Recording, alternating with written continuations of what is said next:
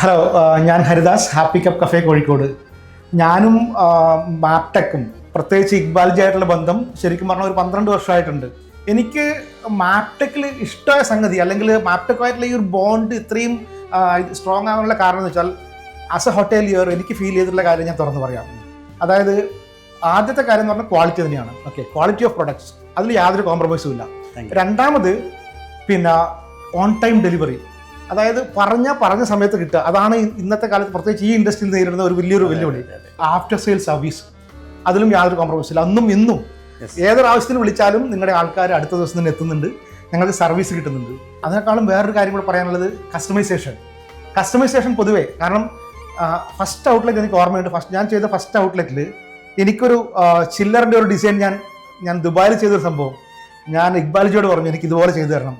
ആൾ ചെയ്തു തന്നു വളരെ കൃത്യമായിട്ട്.